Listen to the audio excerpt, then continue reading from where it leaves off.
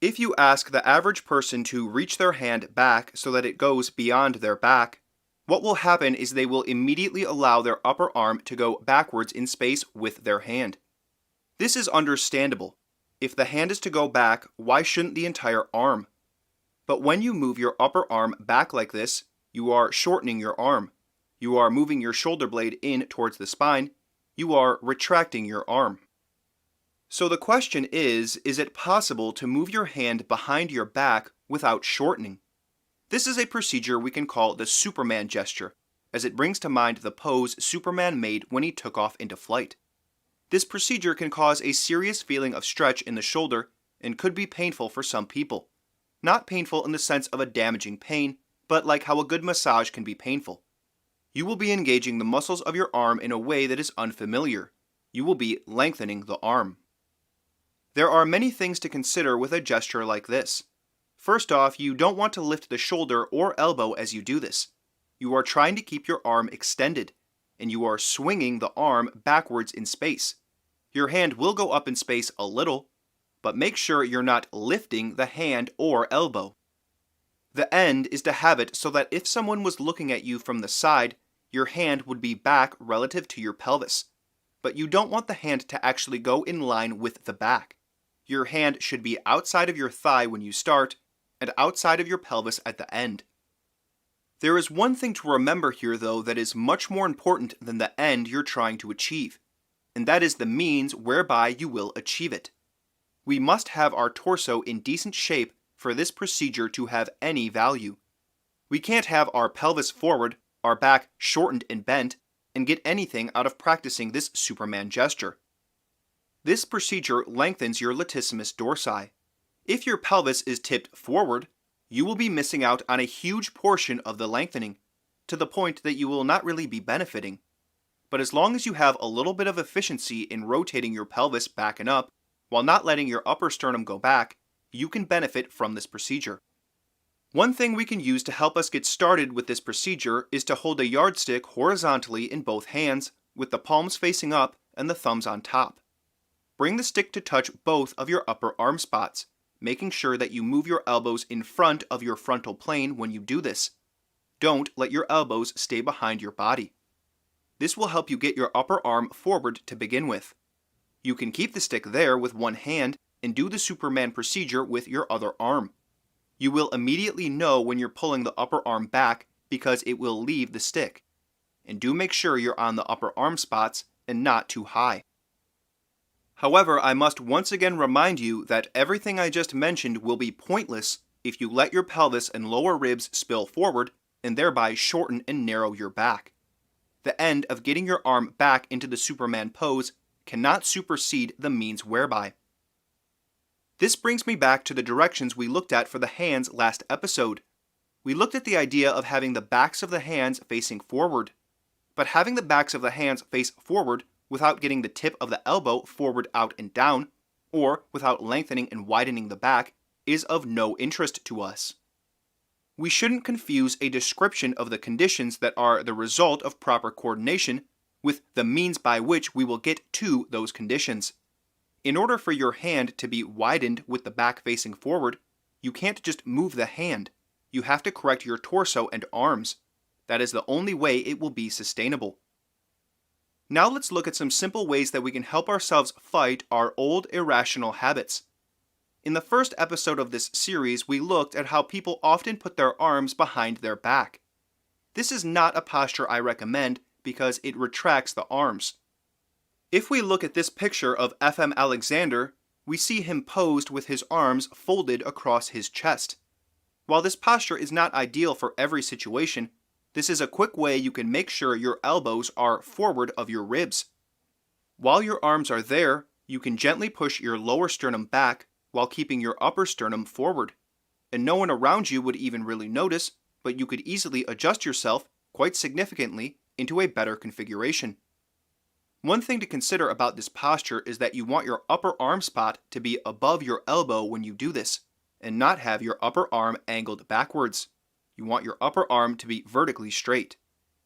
We can also think back to an idea we looked at before. If our arms are out in front of us, having that weight forward will make it easier for us to get the ribs at the back of the armpit, the lower sternum, the lower ribs, and the iliacs back. In your day-to-day life, if you've found yourself falling into your habitual posture, you can consider moving your arms forward of your body like you're reaching out for something. If you direct your upper arm spots and the tips of your elbows forward, out, and down while you do that, and direct the ribs at the back of the armpit back and up, you can completely reconfigure your rib cage. So the next time you pull out your phone, instead of letting that push you into a habitual slumped posture, you could use that gesture of holding something out in front of you to help you get the ribs at the back of the armpit back. Then you will be improving your posture while doing something that formerly would have wreaked havoc on your posture. And here is where I want to emphasize something. Though you can take lessons in the initial Alexander technique to help in improving your skill, it is not a system that's primarily about the interaction between a teacher and a pupil. The initial Alexander technique is a system that you use yourself. It's something you put into practice all day long. The way to do that is to use the strategies and concepts that you've learned in your day-to-day life. As I spoke about just a moment ago, when you pull out your phone, you can give yourself the direction to pull the elbow forward, out, and down, and the upper arm spot forward, out, and down while you do that. You can give yourself the direction to keep your lower ribs back and to not allow them to spill forward. Some people are at first off-put by this. They don't want to have to think about what they're doing. They just want to know when they will automatically have good posture.